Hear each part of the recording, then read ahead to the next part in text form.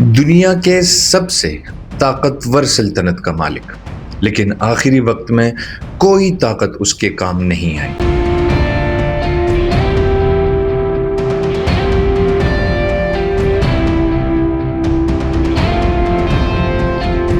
ایک ایسا بادشاہ جو تخت کا وارث تو تھا، لیکن حکمرانی کرنے میں بالکل ناکام رہا۔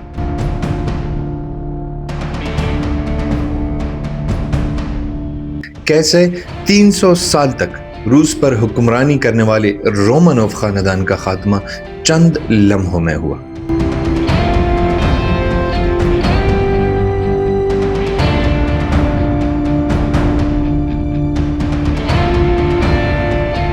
یہ تاج اور تخت کی ایسی داستان ہے جو ایک جعلی پادری راسپوٹین کے ہاتھوں تباہ و برباد ہوئی۔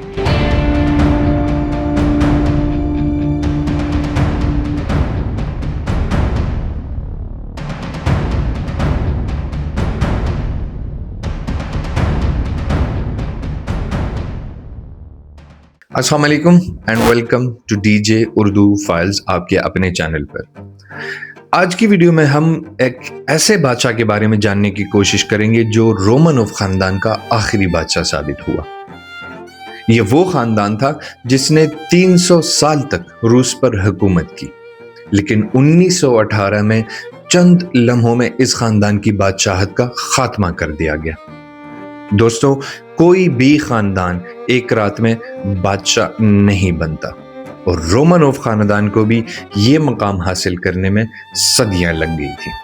1598 میں روس کا آخری بادشاہ فیوڈور فرسٹ مر گیا تھا، جس کے بعد 15 سال تک روس میں افراتفری رہی۔ 1613 میں بڑے بڑے جاگیردار، سردار اور پادری جمع ہوئے اور انہوں نے فیصلہ کیا کہ کوئی بادشاہ چننا ہوگا۔ اس وقت رومانوف خاندان کے پہلے بادشاہ میخائیل رومانوف کو 16 سال کی عمر میں روس کا بادشاہ منتخب کیا گیا، اور اس طرح روس میں رومانوف خاندان کی 300 سالہ بادشاہت شروع ہوئی۔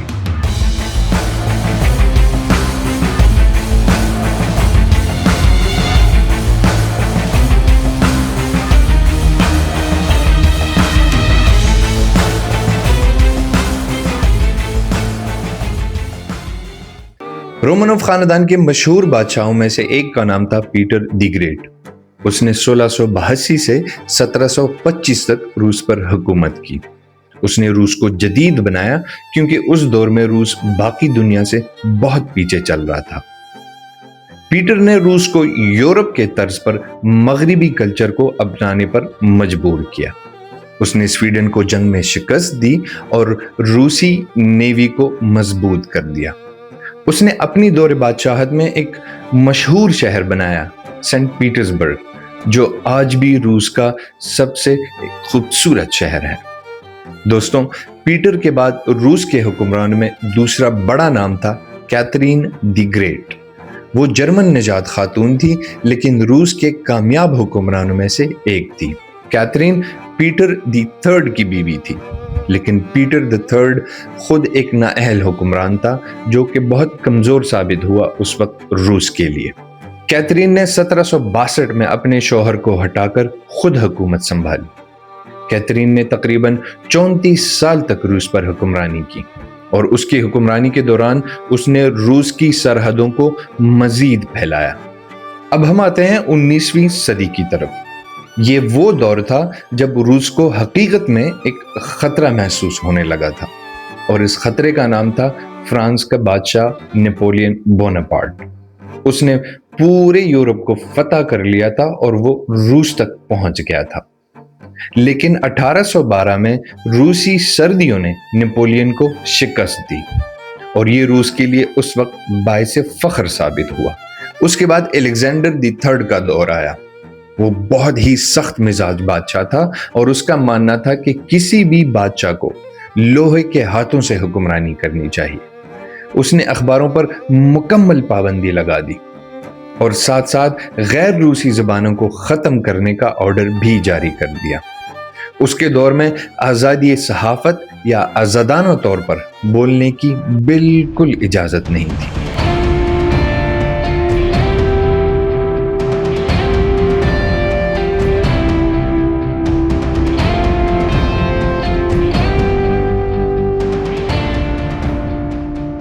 1894 میں الیگزینڈر III کی اچانک موت ہوتی ہے اور اس کے انتقال کے بعد اس کا بیٹا نیکولس سیکنڈ بادشاہ بنتا ہے روس کا۔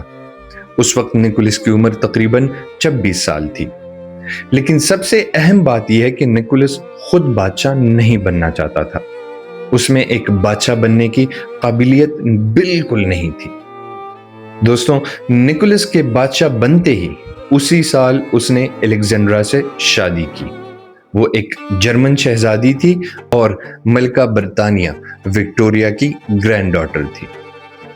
نیکولس اور الیگزینڈرا کی لو میرج تھی، جو اس وقت شاہی خاندانوں میں بہت کم دیکھنے کو ملتی تھی۔ لو میرج کی وجہ سے وہ زیادہ تر اپنی دنیا میں مگن رہتے ہیں اور بادشاہ زیادہ تر اپنے عوام کے مسائل سے بے خبر رہتا۔ الیگزینڈرا کی روسی عوام میں ناپسندیدگی کی اور بھی کئی وجوہات تھی۔ سب سے پہلے تو یہ کہ وہ ایک جرمن نژاد تھی اور اس وقت روس میں جرمن کو اپنا دشمن سمجھا جاتا تھا۔ دوسرا یہ کہ ملکہ کبھی بھی رشین زبان نہیں سیکھنا چاہتی تھی اور اس کے علاوہ وہ لوگوں سے ملنا بھی پسند نہیں کرتی تھی، جس کی وجہ سے رشین عوام میں اس کی مقبولیت بہت کم تھی۔ نیکولس کی تاجپوشی کے دوران ایک بہت برا حادثہ پیش آیا۔ نیکولس کے کورونیشن سیریمنی کے دوران یہ اعلان ہوا کہ بادشاہ روسی عوام کو اس خوشی میں تحائف دینا چاہتا ہے۔ اس وقت ان کو لگا کہ شاید 2 سے 3 لاکھ لوگ تحائف وصول کرنے آئے، لیکن مورخین لکھتے ہیں کہ تقریباً 8 سے 10 لاکھ لوگ آئے تھے بادشاہ کے کورونیشن سیریمنی سے تحائف وصول کرنے۔ لوگوں کے زیادہ ہونے کی وجہ سے تحائف کم پڑ گئے۔ لوگوں کے زیادہ ہونے کی وجہ سے وہاں سٹیمپیڈ میں تقریباً 4 سے 5 ہزار لوگ مر گئے۔ دوستوں، کہا جاتا ہے کہ نیکولس کی اس کی کوئی پرواہ نہیں تھی، لیکن اس کے جو مشیران تھے انہوں نے اس کو مشورہ دیا کہ وہ اس طرف دھیان نہ دے۔ اس وقت فرانس کی ایمبیسی میں اس کی کورونیشن سیریمنی کے لیے ایک تقریب منعقد کی گئی تھی، لہٰذا اس کے مشیران نے اس کو وہاں جانے کے لیے مجبور کیا۔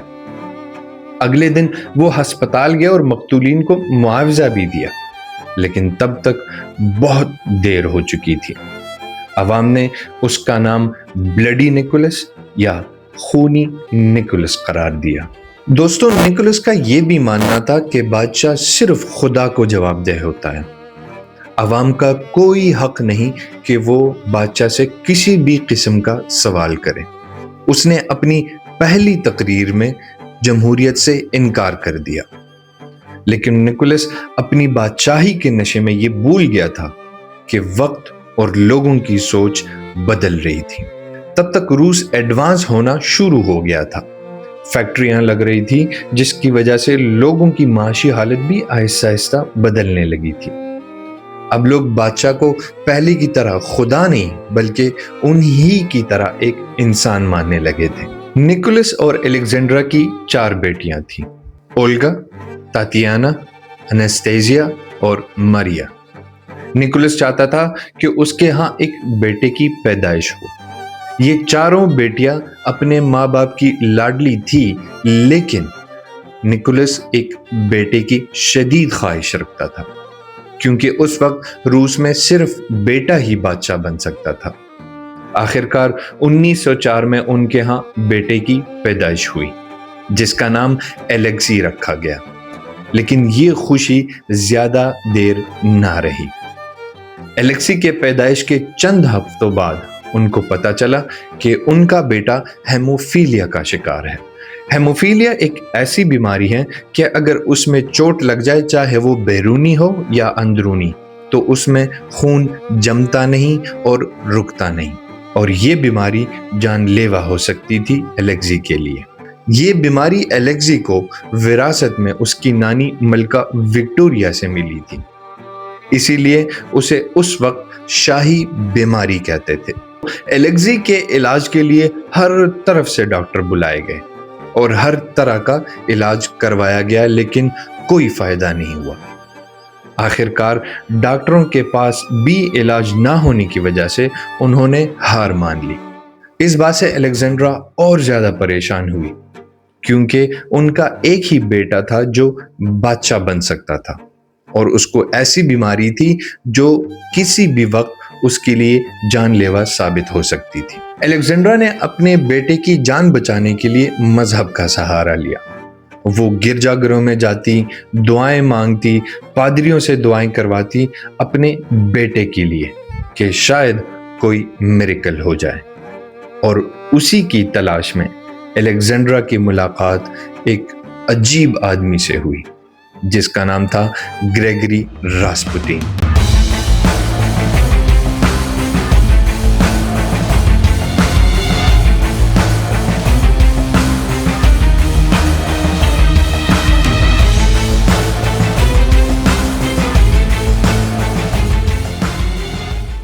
راسپوٹین سائبیریا میں رہنے والا ایک کسان تھا، لیکن اس کے کچھ پیروکار ایسے تھے جو اسے اس وقت کا بزرگ مانتے تھے۔ راسپوٹین کا نظریہ ہی بہت عجیب تھا۔ اس کا ماننا تھا کہ گناہوں کے ذریعے انسان خدا کے اور زیادہ قریب ہوتا ہے۔ وہ کہتا تھا انسان پہلے گناہ کرتا ہے، پھر اس گناہ سے توبہ کر کے اس کی روح پاک ہو جاتی ہے۔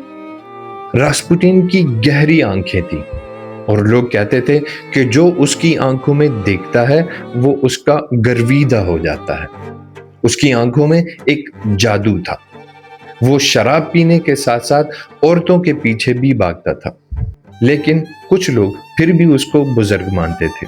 1907 میں الیکسی چوٹ لگنے کی وجہ سے بہت بیمار ہو گیا۔ اس کی پاؤں پہ ایک چوٹ لگی جس کی وجہ سے خون مسلسل بہہ رہا تھا اور رکنے کا نام ہی نہیں لے رہا تھا۔ ڈاکٹر پوری طرح خون روکنے میں ناکام ہو چکے تھے۔ اس وقت کسی نے مشورہ دیا کہ راسپوٹین کو بلایا جائے۔ الیگزینڈرا اور نیکولس اس بات پر مان گئے۔ کہتے ہیں کہ راسپوٹین نے الیکسی کے پاس بیٹھ کر دعا کی اور الیکسی کی طبیعت صبح تک بحال ہوئی۔ یہ نیکولس اور الیگزینڈرا کے لیے کسی بھی میریکل سے کم نہیں تھا۔ اس دن کے بعد راسپوٹین کا شاہی محل میں اثر بڑھتا گیا۔ الیگزینڈرا اس سے ہر کام میں مشورہ لیتی، یہاں تک کہ سیاسی معاملات میں بھی راسپوٹین رائے دینے لگا۔ اس کے کہنے پر وزیر بنائے اور ہٹائے جاتے۔ اس کی وجہ سے اشرافیہ اور عوام میں شدید غصہ پھیلنے لگا۔ لوگ سرگوشیاں کرنے لگے کہ شاید ملکہ الیگزینڈرا اور راسپوٹین کے درمیان ناجائز تعلقات ہیں۔ یہ جھوٹ تھا یا سچ، یہ تو کسی کو نہیں پتا، لیکن اس وقت پوری روسی عوام یہی سوچتی تھی اور مانتی بھی تھی۔ دوستوں، اس وقت کی اشرافیہ اور عام عوام کو اس بات پر بھی غصہ تھا کہ کیسے ایک معمولی کسان اور شرابی انسان ان کے ملک کا مالک بن بیٹھا۔ نیکولس یہ سب دیکھتے ہوئے بھی کچھ نہیں کر سکا۔ ایک تو راسپوٹین نے اس کے بیٹے کی جان بچائی اور دوسرا یہ کہ الیگزینڈرا پر راسپوٹین کا کافی اثر تھا۔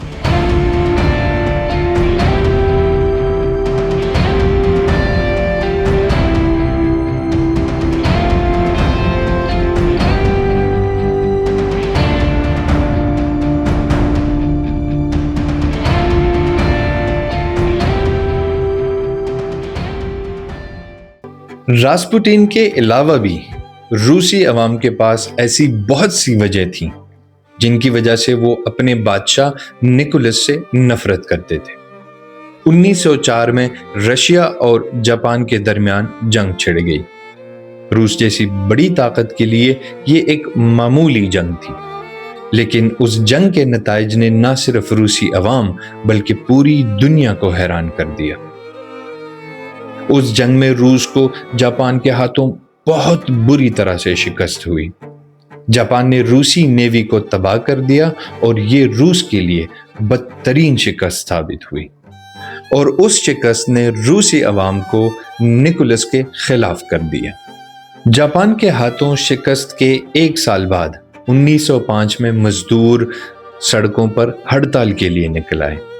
اور اس ہڑتال میں روس کی نیوی نے بھی بغاوت کر کے شمولیت اختیار کی، جس سے نکولس گھبرا گیا۔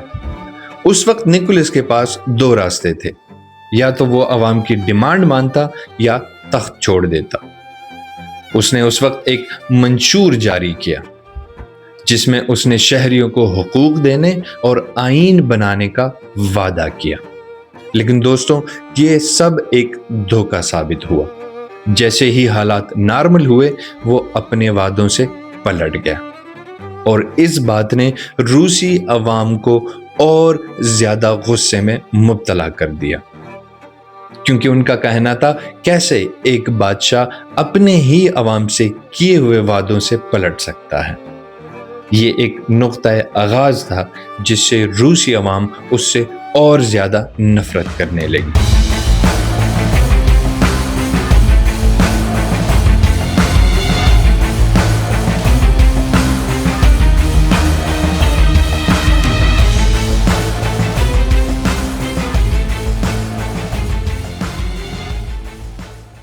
انیس سو چودہ میں فرسٹ ورلڈ وار شروع ہوئی اور روس نے جرمنی اور آسٹریا کے خلاف جنگ کا اعلان کر دیا۔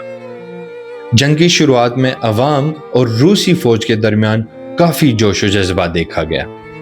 نکولس نے سینٹ پیٹرز برگ شہر کا نام تبدیل کر کے پیٹرو گراڈ رکھ دیا تھا، کیونکہ اسے لگا سینٹ پیٹرز برگ ایک جرمن نام ہے اور اسے اس نام سے سخت نفرت تھی۔ لیکن جنگ کا جوش بہت جلد ختم ہو گیا، کیونکہ روسی فوج کے جرنیل نااہل تھے۔ کھانے پینے کی کمی کے علاوہ روسی فوج کے پاس ہتھیاروں کی بھی کمی ہونے لگی۔ ہزاروں فوجی بغیر ہتھیار کے محاذ پر گئے اور جنگ کے ایک سال کے اندر لاکھوں روسی فوجی مارے گئے۔ 1915 میں آخرکار نکولس خود فوج کی کمان سنبھالنے محاذ پر چلا گیا۔ یہ اس کی زندگی اور اس کی بادشاہت کا بدترین فیصلہ ثابت ہوا۔ دوستوں، محاذ پر جانے کے بعد اس نے حکومت چلانے کی ذمہ داری اپنی بیوی الیگزینڈرا کو سونپ دی، اور الیگزینڈرا وہی کرتی جو راسپوٹین اسے کہتا۔ راسپوٹین ایک طرح سے بادشاہ بن گیا تھا۔ وہ پیسوں کے عوض وزارتیں بیچتا اور جو اسے اچھا نہیں لگتا بھلے ہی وہ اچھا کام کرتا تھا اس ٹائم، اس کو وزارت سے ہٹا دیا جاتا۔ عوام کے ساتھ ساتھ اب اشرافیہ بہت زیادہ تنگ آ گئی تھی اور انہوں نے راسپوٹین کو مارنے کا پلان بنا لیا۔ 17 دسمبر 1916 کو کچھ شہزادوں نے راسپوٹین کو ایک محل میں بلا کر اسے شراب میں زہر دیا، لیکن زہر کا اس پہ کوئی اثر نہیں ہوا۔ اس کے بعد راسپوٹین کو گولی مار کر ہلاک کر دیا گیا۔ راسپوٹین کی لاش کو دریا میں پھینک دی گئی اور یوں راسپوٹین کا اختتام ہوا۔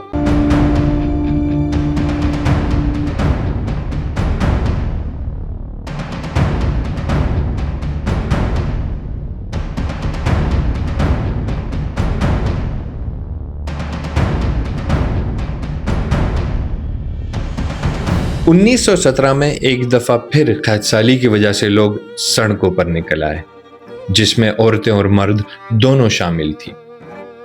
نکولس نے اپنی فوج کو گولی چلانے کا حکم دیا، لیکن اس دفعہ فوج نے بھی انکار کر دیا، کیونکہ فوج خود اس دفعہ مظاہرین میں شامل تھی۔ نکولس نے 2 مارچ 1917 کو تخت چھوڑ دیا اور یوں روس میں 300 سالہ رومانوف خاندان کی بادشاہت کا اختتام ہوا۔ بادشاہت ختم ہونے کے بعد سب سے پہلے نکولس اور اس کے خاندان کو ان کے ہی محل میں نظر بند کر دیا گیا اور اس کے بعد انہیں سائبیریا کے ایک شہر میں منتقل کر دیا گیا۔ تب تک 1917 میں لینن کی قیادت میں بلشویکوں کا انقلاب آ چکا تھا، جس نے اقتدار پر قبضہ کر لیا تھا۔ بلشویکوں نے شاہی خاندان کو یکاترین برگ شہر منتقل کر دیا۔ اس شہر میں ان کی زندگی کافی سخت اور مشکلات سے بھری پڑی تھی۔ وہ یکاترنبرگ جس گھر میں رہتے تھے اس گھر میں کھڑکیوں پر پردے تک نہیں تھے۔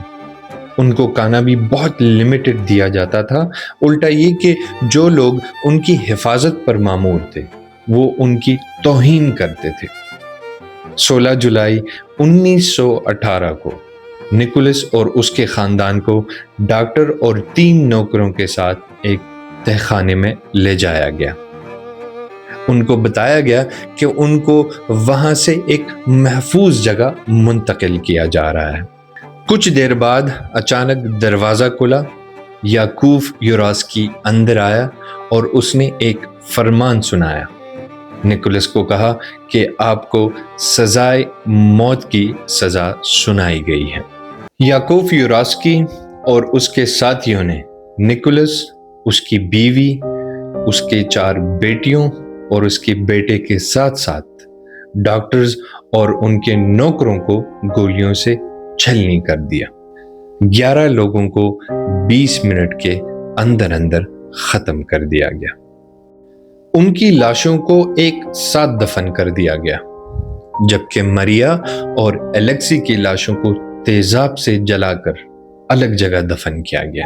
اس وقت بالشویکوں نے روسی عوام کے سامنے ایک جھوٹ بولا کہ صرف نکولس کو مار دیا گیا ہے جبکہ باقی فیملی محفوظ ہے۔ 2008 میں روسی عدالت نے باقاعدہ طور پر فیصلہ دیا کہ نکولس اور اس کا خاندان سیاسی جبر کا شکار ہوئے تھے۔ دوستوں، جس گھر میں نکولس اور اس کے خاندان کو مارا گیا تھا یکاترنبرگ میں، اس جگہ اب ایک خوبصورت چرچ بنایا گیا ہے ان کی یاد میں۔